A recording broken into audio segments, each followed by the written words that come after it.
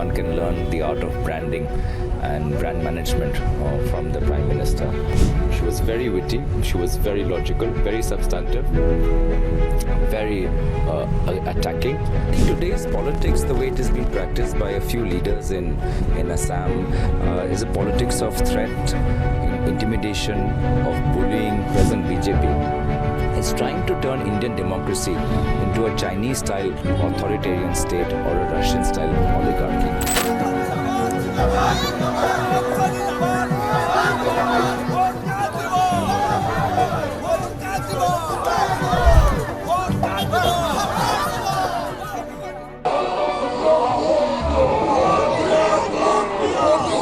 Today on this special broadcast, we will be on a campaign trailing Gaurav Gogoi, bringing you the other side of the politician Gaurav Gogoi, which you or I haven't seen so far. Gaurav, as the campaign trail continues with you, I'm very keen to know, you had successfully represented Koliabor constituency twice. What makes Jorhat so special that this time you have decided to contest from Jorhat? Well, the first reason is that the Koliabor constituency no longer exists. I was all prepared since the last 2 years to contest the Koliabor Lok Sabha seat for the third time successfully, but the BJP, in order to politically weaken me through the election commission, has pretty much splintered my previous constituency. It no longer exists, and then the people of Assam wanted me to contest from various seats across the state, and that's why, respecting their wishes, I put forward my nomination from 3 different seats and left it up to the party high command to nominate me from wherever they feel fit. And when they said that it's Jorhat, I was happy, because Jorhat is also my hometown. Even though I've not worked here, my father had contested mainly from Koliabor Lok Sabha. That's our family seat since 1991. But Jorhat being my hometown, and it just occupies a special place in my heart, and I'm quite happy to fulfill the aspirations of the people of Jorhat Lok Sabha constituency. Coming to work, you talked about work. You have had successful stint in the corporate. You also had an NGO. You worked very closely on environment-related issues. What made you join the political dimension? Because if we see your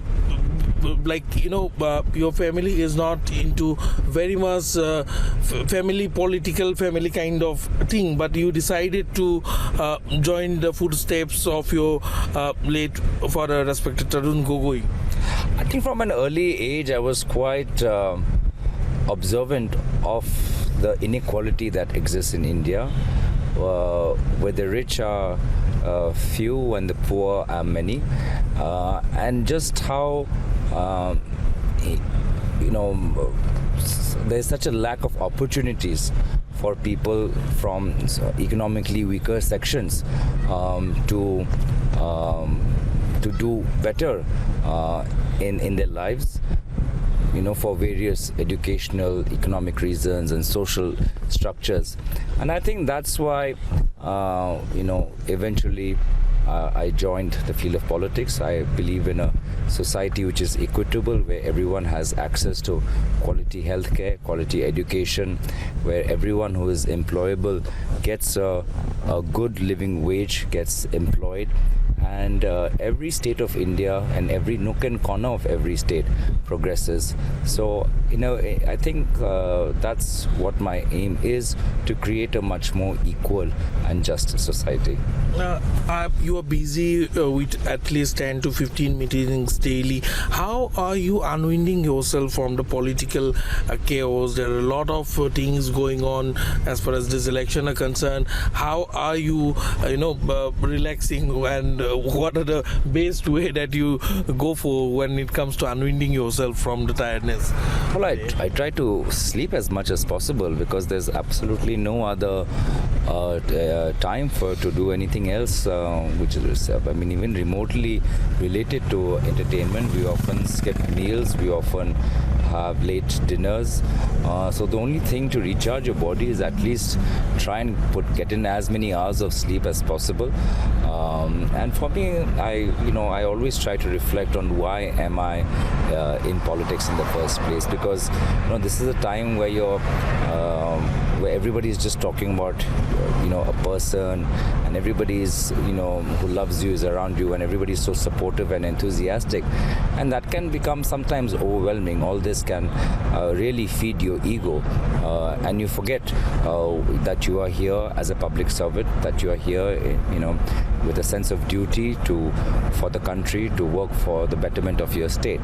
And I always have a daily small ritual where I pray and remind myself that why am I here? I'm not in here for any my personal goal or my glory, but for the glory of my state, of my people, of my country. You have you've talked about it many times, but still I would like to know, you have said that your father is your political guru, you consider him your political guru. Can you give us a sight for our viewers particularly, how Tarun Gogoi had mentored you? Well, he allowed me to be near him. And I learned best by just watching and observing. And I think that was his mentorship, by displaying, leadership behavior in his own life. I think that's how you learn. Leaders act as role models, and he role modeled, the way I feel that politics should be practiced and politicians should conduct themselves. So by just allowing me to shadow him, accompany him on his tours, accompany him on his meetings, and then allowing me to challenge him, debate with him, discuss with him on his politics, on his ideas of development, on his ideas related to economics and social justice. I think that helped me understand at least why he mattered so much to the people of Assam, because I think he really captured the pulse of Assam across all sections of society, and the time that he entered into state politics was a time when Assam was seeing a lot of violence, was seeing fiscal failures, salaries of government employees could not be paid. There were a lot of threats to law and order from terrorists, and he really turned around all of that in a very short span of time. So it really gave me a positive perspective on how meaningful politics can be if practiced in the right form and manner. This is your first election after the demise of your father. Are you feeling his absence somewhere? Well, I would say yes and no.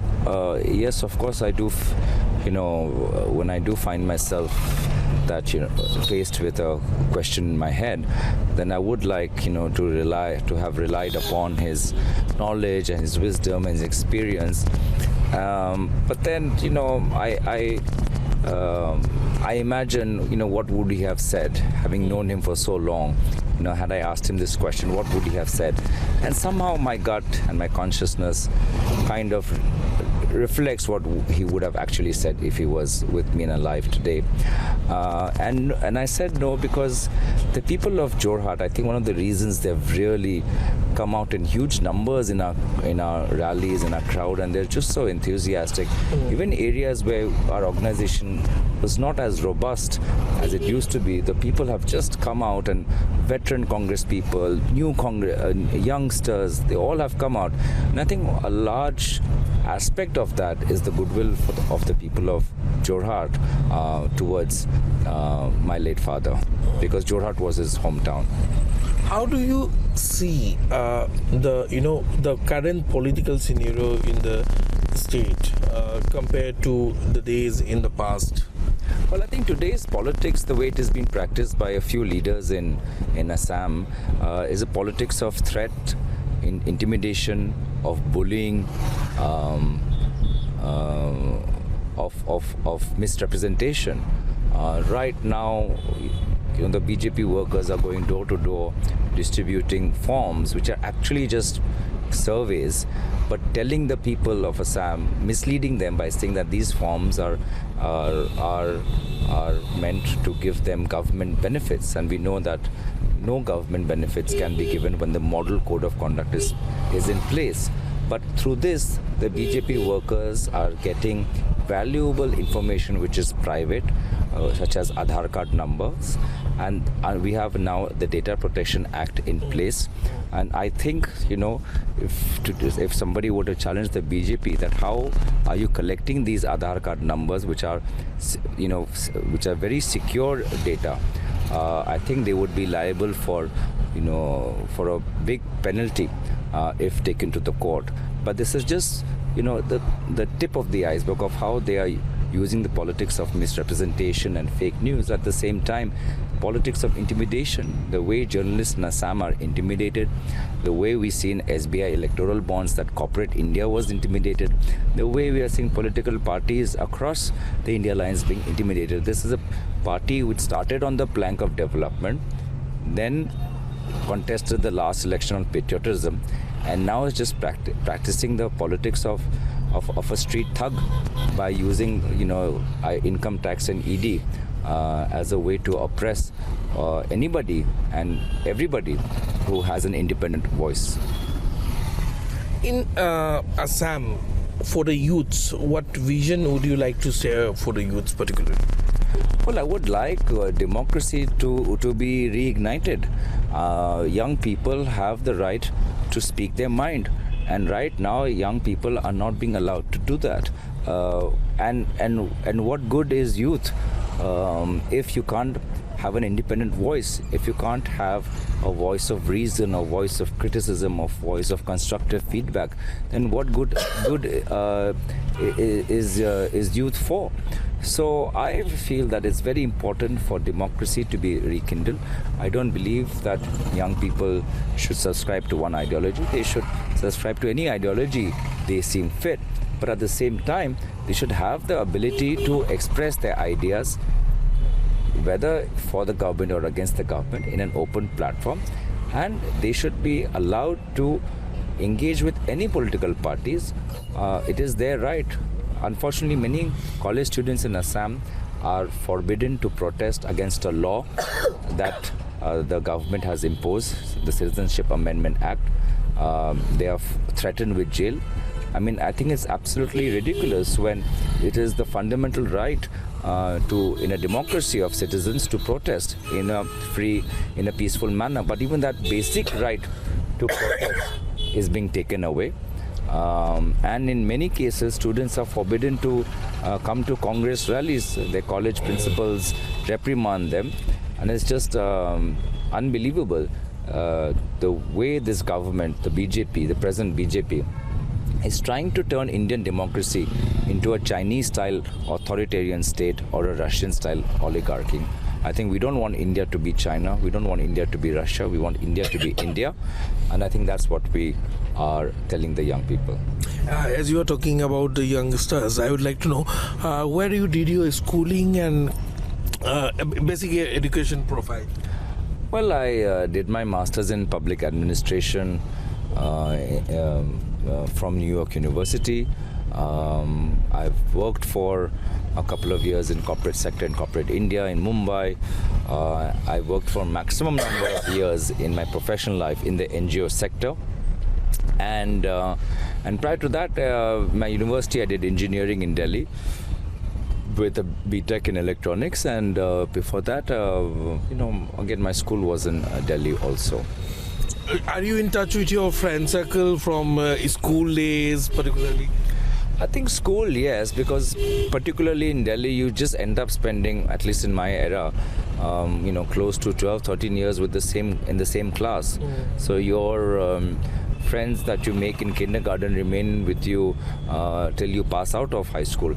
So I'm definitely in touch with them, and I'm definitely in touch with my friends from my master's degree in New York, because for many of us, we were international students who have come and studied in the US for the first time. It was a bit of a shock and awe experience for us. We all had to learn and adapt to a new culture, and I think through that, we made some many friendships, and I do keep in touch. I just wanted to know, as it is shown in the films and all, were your friends or your wife, when you met her for the first time, whether you were the son of a very powerful senior leader from India? No, absolutely not, because I don't know, I have a very fierce independent streak inside me. I really want to have my own identity. I listen to advice, but I really want, and I think about that, what is my legacy, what is my contribution, how I'm able to express myself so that I'm being authentic. I'm not being a duplicate copy of somebody else, or I'm not imitating anybody else. I strive very hard to be authentic and genuine and be myself and not try to be someone else. So I think that is one of the reasons why, I was very assertive about making sure that people know me, and not as somebody's son. What is your favorite pastime? Do you listen to music or movies? I think my favorite pastime is just eating. I mean, eating out or eating at someone's place. I think I really enjoy exploring new food places. Even in this campaign, I've tried to stop at new cafes and dhabas and chai addas, and I've really enjoyed that because you can see I get very excited when a new restaurant opens up or a new dhaba opens up, or I see young people outside a chai adda, and I want to try. So I think, besides food is definitely the number one way for me, which is most important. And other than that, I do like going out, watching a movie, as I said, playing a sport, reading a book. I'm big into reading books on history. Again, I'm being very ambitious. I brought this fat book with me, but unfortunately it's just lying on my table in my room. But I look forward to reading it when I'm done with the campaign trail. Your father was also a foodie, but at the same time he was also a very good cook. You also have interest in cooking? Well, only during COVID. I think that was the only time when I had the time to experiment, because it would take me a long time to get the right recipe and to get the right taste. And COVID just gave me that time, because even for a basic meal, it took me a long, it would take me, a long time to prepare and chop and cut and then cook and then present. So at that time I was quite avidly into cooking. I would try something new every week. I would look up recipes and, make hummus or make a cutlet, or, do, Chinese style noodles. So then I was quite excited, but I realized that, that I never became an expert, because when COVID passed and we had the time for cooking reduced, I realized that I just could not get it done in a short span of time. What do you cook the best? Well, let's just say that at that time I was very proud of the hummus I made, and I was very proud of the Chinese noodles I made. Just very basic stuff.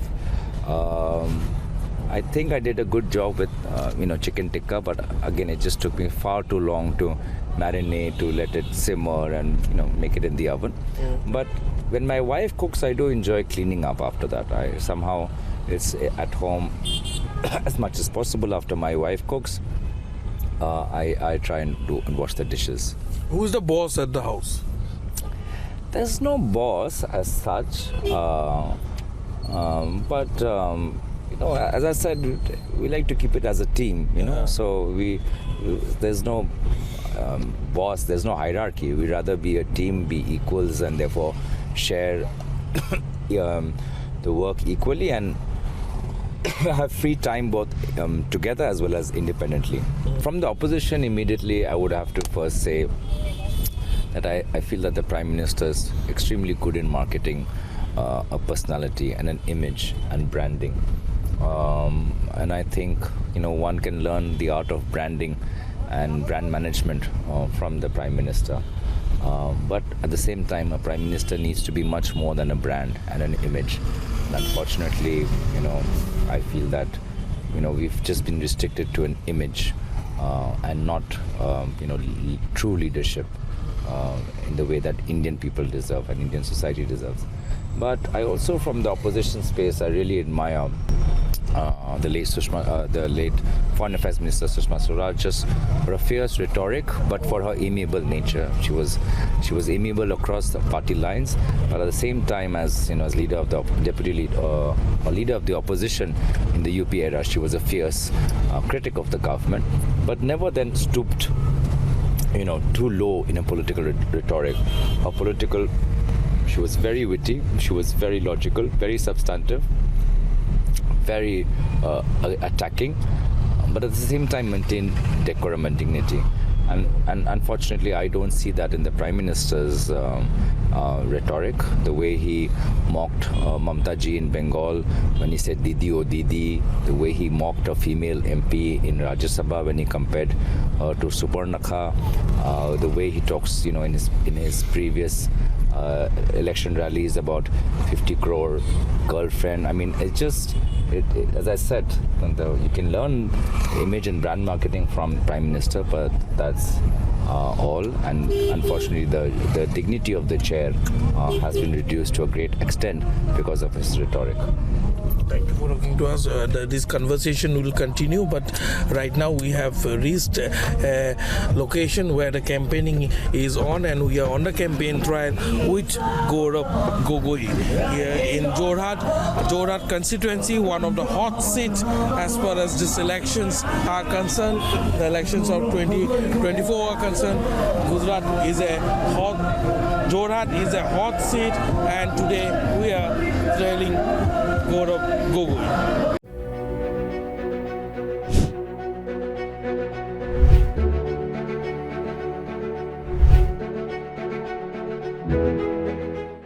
Joining us on the campaign trail, we are joining on the campaign trail today with Gaurav Gogoi. Gaurav, how is your campaign going? It's fantastic. The response from the people is tremendous. It's just overwhelming. We are flooded with love and affection, and this fills us with a sense of commitment to serve the people of Jorhat in the next parliament session. How many meetings do you have scheduled today? I think every day we have close to 15-16 meetings, and that's in addition to one-on-one and sometimes meetings which are just organized spontaneously without any advanced preparation. It's just as I said, every day there's just been full of a lot of joy and hugs and selfies and a lot of blessings from the people of Assam. Thank you. We'll continue this conversation as we follow Gaurav Gogoi on his campaign trail closely.